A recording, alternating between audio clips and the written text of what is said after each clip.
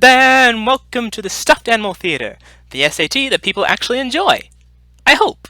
If you end up enjoying this, please let me know somehow. Any way you want to. I won't insult your intelligence by telling you how. Today's SAT production will be Act 2, Scene 2 of Hamlet, starring Anakin as Hamlet. Hello everyone, it's an honor. Mark as Claudius. Hello. Solana as Gertrude. Well, hello y'all. Charles as Rosencrantz, and Fernando as Guildenstern. Hello, pip pip cheerio, all that stereotypical British stuff. Psst, Fernando. Oh, yes. Hello, everyone. I like to think that having my eyes closed gives me an air of dignity, usually, or wisdom, or something like that, but today it just means I look sleepy. Hannibal as Polonius. Let's get this show on the road, shall we? Yeah. April the 14th as Cornelia, and Tuffles as Voltimand. Hello! Hi, everybody! We're wearing accessories in case we play other characters in future acts or scenes of this play. And Mina as first player. Hello, I just want to showcase the voice I'm going to be using for first player. It's going to be a deep male voice, so I figured I'd let you get used to it a bit here. With the introductions out of the way, get comfortable and enjoy the show.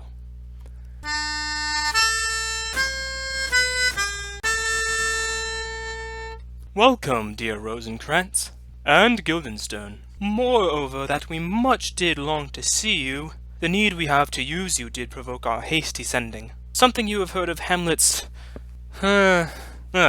transformation. So call it, since nor the exterior nor the inward man resembles that it was. What it should be, more than his father's death, that thus hath put him so much from the understanding of himself, I cannot dream of. I entreat you both, that, being of so young days brought up with him, and since so neighbour to his youth and behaviour, that you vouchsafe your rest here in our court some little time, so by your companies to draw him on to pleasures, and to gather, so much as from occasion you may glean, whether aught, to us unknown, afflicts him thus, that, opened, lies within our remedy. Good gentlemen, he hath much talked of you. And sure I am two men there are not living to whom more he adheres. If it will please you to show us so much gentry and goodwill as to expend your time with us a while for the supply and profit of our hope, your visitation shall receive such thanks as fits a king's remembrance. Both your majesties might, by the sovereign power you have of us, put your dread pleasures more into command than into entreaty. Put your dread pleasures more into command than to entreaty. Guildenstern. Oh, yes, right. But we both obey, and here give up ourselves in the full bent to lay our service freely at your feet to be commanded. Thanks, Rosencrantz, and gentle Guildenstern. Oh, thank you, Guildenstern, and gentle Rosencrantz. And I beseech you instantly to go visit my too much changed son. Go, some of you, and bring these gentlemen to where Hamlet is. Heavens make our presence and our practices pleasant and helpful to him. Aye, amen. The ambassadors from Norway, my good lord, are joyfully returned. Thou still hast been the father of good news. Have I, my lord? I assure you, my good liege, I hold my duty as I hold my soul, both to my God and to my gracious king. And I do think, or else this brain of mine hunts not the trail of policy so sure as it hath used to do, that I have found the very cause of Hamlet's lunacy. Oh, speak of that I do long to hear. Give first admittance to the ambassadors. My news shall be the fruit of that great feast. Thyself do grace to them, and bring them in. He tells me, my dear Gertrude, he hath found the head and source of all your son's distemper. I doubt it is no other but the main, his father's death, and our hasty marriage. Well, we shall sift him. Welcome, my good friends. Say, Voltimand, what from our brother Norway? Most fair return of greetings and desires. Upon our first, he sent out to suppress his nephew's levies, which to him appeared to be a preparation against the Polack. But better looked into, he truly found it was against your highness. Whereat grieved so his sickness, age, and impotence was falsely borne in hand, sends out arrests on Fortinbras, which he, in brief, obeys, receives rebuke from Norway, and, in fine, makes vow before his uncle never more to give the say of arms against your majesty. Whereon old Norway, overcome with joy, gives him 3,000 crowns an annual fee, and his commission to employ those soldiers, so levied as before against the Polack, with an entreaty, herein further shown, that it might please you to give quiet pass through your dominions for this enterprise, on such regards of safety and allowance, as therein are set down. It likes us well, and at our more considered time will read, answer, and think upon this business. Meantime, we thank you for your well-took labour. Go to your rest. At night we'll feast together. To most welcome home. This business is well ended, my liege and madam. To expostulate what majesty should be, what duty is, why day is day, night night, and time is time. Were nothing but to waste night, day, and time. Therefore, since brevity is the soul of wit, and tediousness the limbs and outward flourishes, I will be brief. Your noble son is mad. Mad I call it, for to define true madness, what is it but to be nothing else but mad? But let that go. More matter with less art. Madam, I swear I use no art at all. That he is mad, 'tis true. 'Tis true, 'tis pity. And pity 'tis true.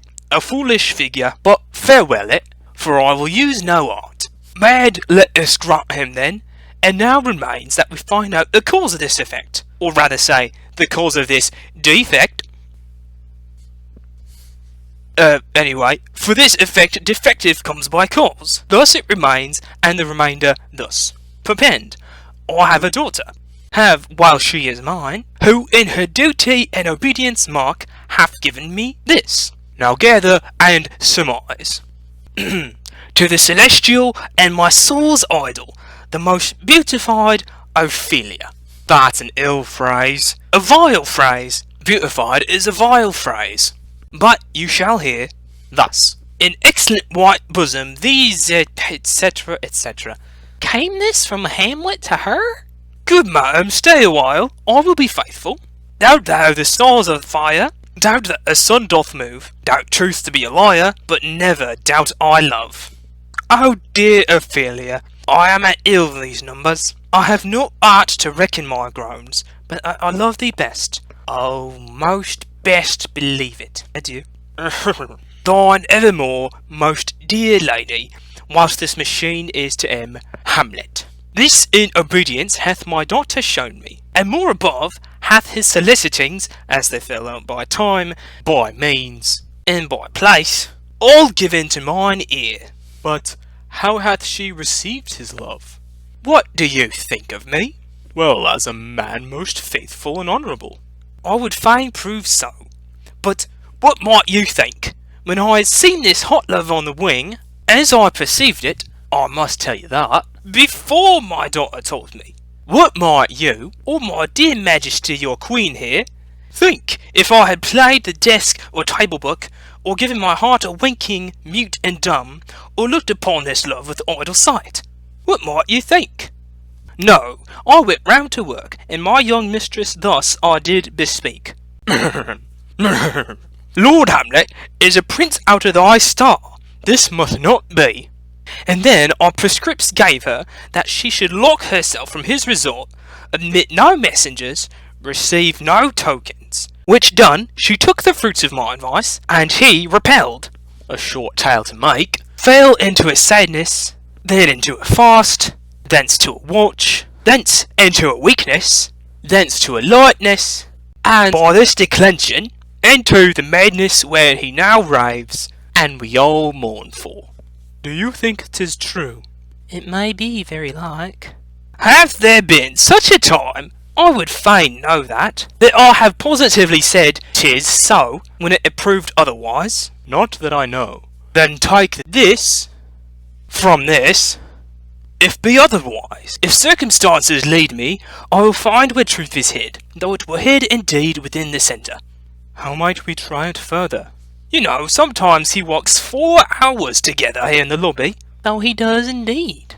At such a time, I lose my daughter to him. Be you and I behind an arras then, mark the encounter. If he love her not, and be not from his reason for thereon, let me be no assistant for estate, but keep a farm in Carter's. But look where sadly the poor wretch comes reading. Both away, I'll board him presently, oh give me leave. Now how does my good Lord Hamlet? Well, God a mercy. Do you know me, my lord? Excellent, well, you are a fishmonger. Not I, my lord. Then I were you so honest a man. Honest, my lord. Aye, sir. Well, to be honest, as this world goes, is to be one man picked out of 1,000, 10,000 even. That's very true, my lord. For, if the sun breeds maggots in a dead dog, being a good kissing carrion. Have you a daughter? I have, my lord. Let her not walk in the sun. Conception is a blessing, but as your daughter may conceive, friend, look to it. I'll say you by that. Still hopping on my daughter. Yet he knew me not at first. He said I was a fishmonger. He is far gone, and truly, in my youth, I suffered much extremity for love, very near this. I'll speak to him again. What do you read, my lord? Words.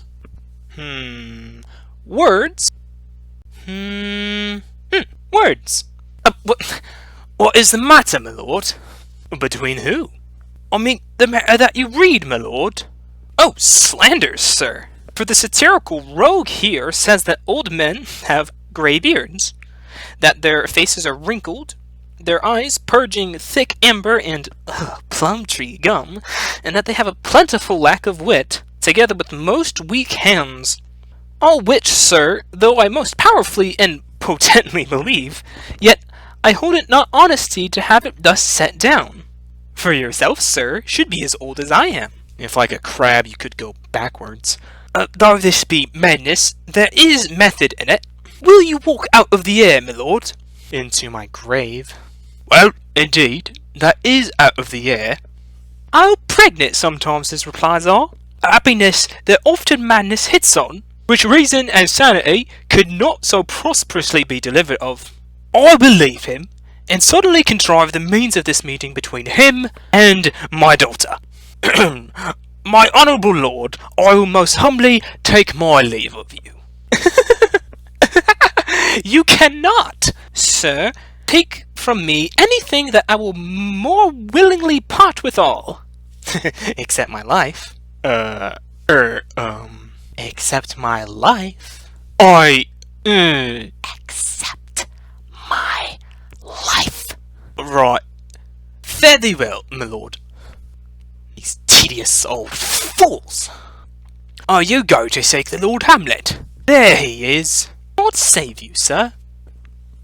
My honoured lord, my most dear lord, my excellent good friends, good lads, how do you both, as the indifferent children of the earth?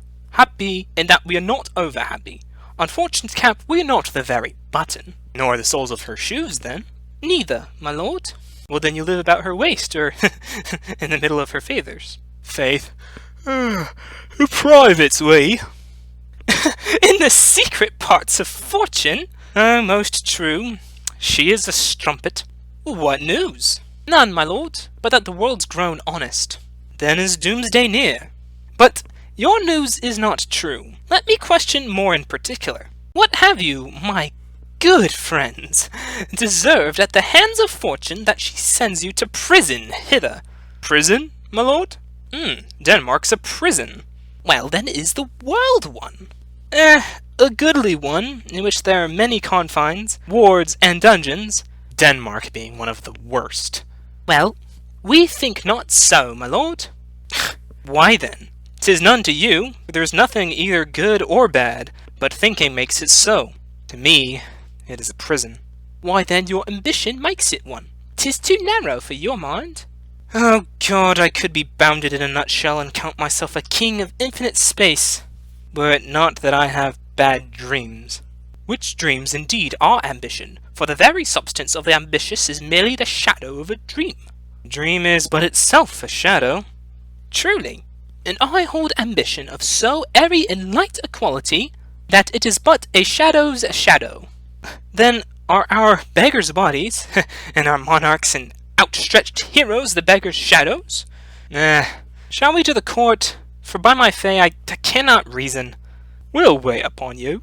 No such matter. I will not sort you with the rest of my servants, for, to speak to you like an honest man, I am most dreadfully attended. In the beaten way of friendship, what make you at Elsinore? Well, to visit you, lord.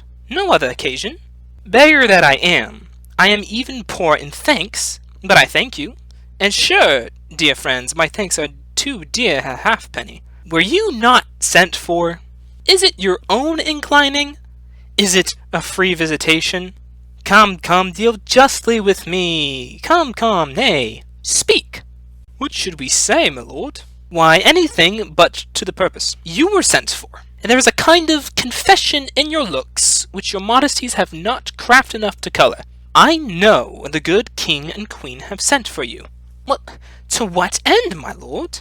And now that you must teach me. But let me conjure you, by the rights of our fellowship, by the consonancy of our own youth, by the obligation of our ever-preserved love, and by what more dear a better proposer could charge you withal, be even and direct with me whether you were sent for or no.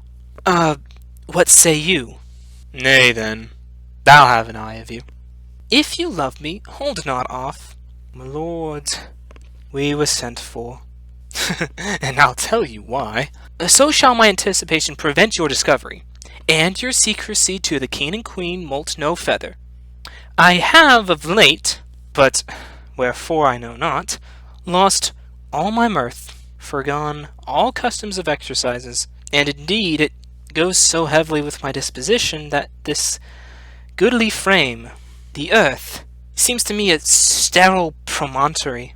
This most excellent canopy, the air, look you, this brave o'erhanging firmament, this majestical roof fretted with golden fire, why, it appears no other thing to me than a foul and pestilent congregation of vapours. What a piece of work is a man! How noble in reason, how infinite in faculty! In form and moving, how express and admirable! In action, how like an angel! In apprehension, how like a god! The beauty of this world, the paragon of animals! And yet, to me, what is this quintessence of dust? Man delights not me. No, nor women neither, though by your smiling you seem to say so. My lord, there was no such stuff in my thoughts. Why did you laugh then when I said, man delights not me? To think, my lord, if you delight not in men, what Lenten entertainment the players shall receive of you? We coached them on the way, and hither they are coming to offer you service. Ooh, he that plays the king shall be welcome. His majesty shall have tribute of me. The lover shall not sigh gratis. The humorous man shall end his part in peace. The clown shall make those laugh whose lungs are tickle o'er the seer. And the lady shall say her mind freely, or the blank verse shall hot for it. What players are they? Even those you were wont to take delight in, the tragedians of the city. How chances it they travel? Their residence, both in reputation and profit, was better both ways. I think that inhibition comes by the means of the late innovation. Do they hold the same estimation they did when I was in the city? Are they so followed? No, indeed they are not. How comes it? Do they grow rusty? Nay, their endeavour keeps in wonted pace. But there is, sir, an eyrie of children, little Aeses, that cry out on the top of question and are most tyrannically clapped for it. These are now the fashion, and so berattle the common stages, so they call them, that many wearing rapiers are afraid of goose quills and dare scarce come thither. What, are they children? Who maintains them? How are they escorted? Will they pursue the quality no longer than they can sing? Will they not say afterwards, if they should grow themselves to common players, as it is most like if their means are no better, their writers do them wrong to make them exclaim against their own succession? Faith, there has been much to do on both sides, and the nation holds it no sin to tar them to controversy. There was, for a while, no money bid for argument unless the poet and the player went to cuffs in the question. Is it possible? Oh, there has been much throwing about of brains. Do the boys carry it away? Ay, that they do, my lord. Hercules and his load, too. It's not very strange. For my uncle was the king of Denmark, and those that would make mouths at him while my father lived gave 20, 40, 50, 100 ducats apiece for his picture and little. His blood, there's something in this more than natural, if philosophy could find it out.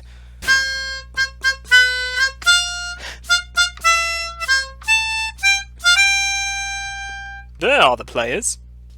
Gentlemen, you are welcome to Elsinore. Your hands? Come then. The appurtenance of welcome is in fashion and ceremony.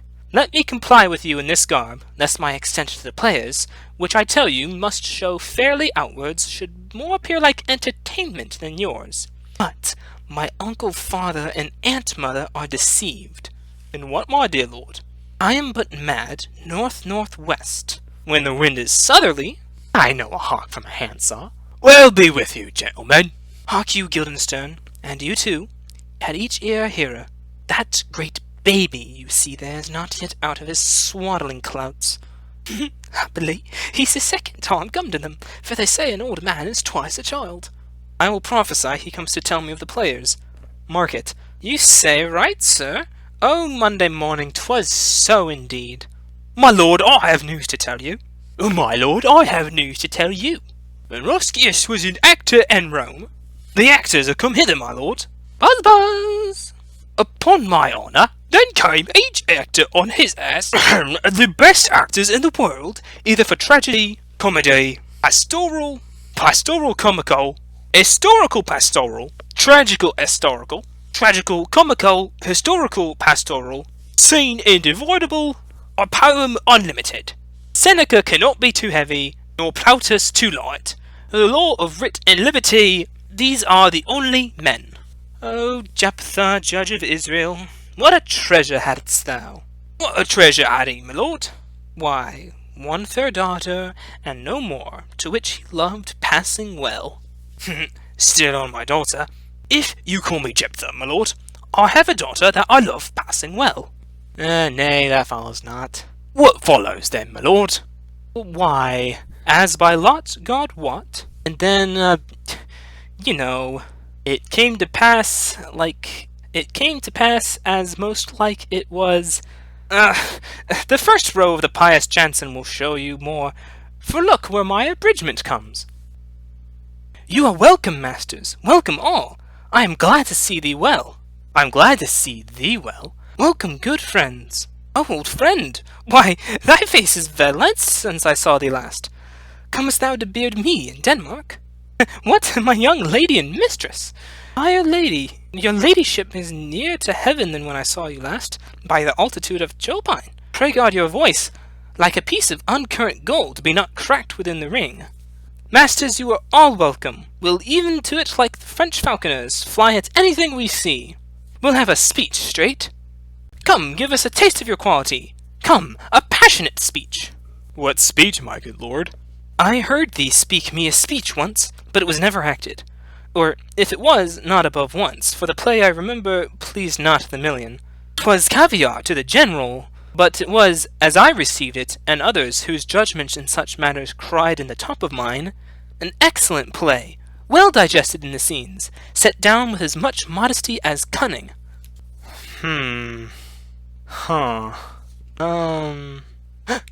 I remember, one said there were no salads in the lines to make the matter savoury, nor no matter in the phrase that might indict the author of affectation, but called it an honest method, as wholesome as sweet, and by very much more handsome than fine. One speech in it I chiefly loved. 'Twas Aeneas's tale to Dido, and thereabout of it especially where he speaks of Priam's slaughter. If it live in your memory, begin at this line. Let me see. The rugged Pyrrhus, like the Hyrcanian beast, it is not so. It begins with Pyrrhus. The rugged Pyrrhus. He whose sable arms, black as purpose, did the knight resemble when he lay couched in his ominous horse, hath now this dread and black complexion smeared with heraldry more dismal. Head to foot he is now total ghouls, horridly tricked with the blood of fathers, mothers, daughters, sons, baked and empasted with the parching streets that lend a tyrannous and damned light to their lord's murder, roasted in wrath and fire, and thus o'ersized with coagulate gore, with eyes like carbuncles, the hellish Pyrrhus old grandsire Priam seeks. So proceed you. For God, my lord, well spoken, with good accent and good discretion. Anon he finds him, striking too short at Greeks. His antique sword, rebellious to his arm, lies where it falls, repugnant to command. Unequal matched, Prius at Priam drives, in rage strikes wide, but with whiff and wind of his fell sword the unnerved father falls. Then, senseless Ilium, seeming to feel this blow, with a flaming top stoops to his base, and with a hideous crash takes prisoner Pyrrhus' ear. For lo, his sword, which was declining on the milky head of reverend Priam, seemed ill to the air to stick, so as a painted tyrant Pyrrhus stood, and like neutral to his will and matter did nothing. But as we often see against some storm a silence in the heavens, the rack stands still, the bold winds speechless, and the orb below as hush as death, anon the dreadful thunder doth rend the region. So, after Pyrrhus' pause, aroused vengeance sets him new a work, and never did the Cyclops' hammer fall on Mars' armor forged for proof eternal, with less remorse than Pyrrhus' bleeding sword now falls on Priam. Out, out, thou strumpet fortune! All you gods and general synod, take away her power, break all the spokes and fellies from her wheel, and bowl the round nave down the hill of heaven, as low to the fiends. This is too long. Oh. Too long? It shall to the barber's, with your beard. Prithee, say on, he's for a jig, or a tale of bawdry, or he sleeps. Say on, come to Hecuba. But who, ah woe, who had seen the mobled queen? The mobled queen? That's good, mobled queen is good. Run barefoot up and down, threatening the flames with missing rheum, a clout upon that head where late the diadem stood, and for a robe about her length, and all her o'er-teemed loins, a blanket, in the alarm of fear caught up, who this had seen, with tongue in venom steeped, 'gainst fortune's state would treason have pronounced. But if the gods themselves did see her then, when she saw Pyrrhus make malicious sport, in mincing with his sword her husband's limbs, the instant burst of clamour that she made, unless things mortal move them not at all, would have made milch the burning eyes of heaven, and passion in the gods. Look, where he has not turned his colour, and 'tis in his eyes. Prithee, no more. 'Tis well. I'll have thee speak out the rest soon. Good my lord, will you see the players well bestowed? Do you hear? Let them be well used, for they are the abstract and brief chronicles of the time. After your death, you were better have a bad epitaph than their ill will while you live. My lord, I will use them according to their desert. Gods, Boudiccane's men, much better! Use every man after his desert, and who should escape whipping? Use them after your own honour and dignity. The less they deserve, the more merit is in your bounty. Take them in. Come, sirs. Follow him, friends. We'll hear a play tomorrow. Dost thou hear me, old friend? Can you play The Murder of Gonzago? Aye, my lord. We'll have it tomorrow night. You could, for need, study a speech of some dozen or 16 lines, which I would set down and insert in it, could you not? Aye, my lord. Very well. Follow that lord, and look you mock him not. My good friends, I'll leave you till night. You are welcome to Elsinore. Good, my lord. Now I am alone. Oh, what a rogue and peasant slave am I. Is it not monstrous that this player here, but in a fiction, a dream of passion, could force his soul so to his own conceit that from her working all his visage waned, tears in his eyes, distraction in his aspect, a broken voice, and his whole function suiting with forms to his conceit, and all for nothing, to Hecuba! What's Hecuba to him, or he to Hecuba, that he should weep for her? What would he do, had he the motive and the cue for passion that I have? He would drown the stage with tears, and cleave the general ear with horrid speech, make mad the guilty, and appall the free, confound the ignorant, and amaze indeed the very faculties of eyes and ears. Yet I, a dull and muddy-mettled rascal, peak like a John o' Dreams, and can say nothing, no, not for a king, upon whose property and most dear life a damned defeat was made. Am I a coward? Who calls me villain, breaks my page across, plucks off my whiskers and blows them in my face, or tweaks me by the nose, gives me the lie of the throat as deep as to the lungs? Who does me this? Swoons I should take it, for it cannot be but I am pigeon-livered and lack gall to make oppression bitter, or ere this I should have fatted all the region kites with this slave's offal. Bloody villain! Remorseless, treacherous, lecherous, kindless villain! Oh, vengeance! Why, what an ass am I! This is most brave, that I, a son of a dear father murdered, prompted to my revenge by heaven and hell, must, like a whore, unpack my heart with words, and fall a-cursing like a very drab, a scullion! Fie upon it! Faugh!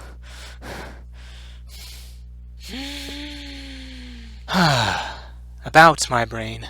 I have heard that guilty creatures sitting at a play have, by the very cunning of the scene, been struck so to the soul that presently they have proclaimed their malefactions. For murder, though it have no tongue, will speak with most miraculous organ. I'll have these players play something like the murder of my father before mine uncle. I'll observe his looks. I'll tent him to the quick.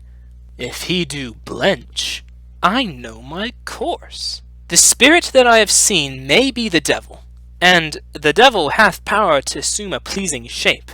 Yea, and perhaps, out of my weakness and my melancholy, as he is very potent with such spirits, abuses me to damn me. I'll have grounds more relative than this. The play's the thing wherein I'll catch the conscience of the king. And that was the Stuffed Animal Theater's production of the second scene of the second act of William Shakespeare's Hamlet. Remember that if you liked Fernando the Winged Unicorn, you can find other stuffed animals made with just as much care as he at the link in the description. With that, thank you very much for watching. I hope you enjoyed what you saw. If you did, you know how to let me know. Do all the regular YouTube things if you're so inclined. And until next time, TTFN. Ta-ta for now.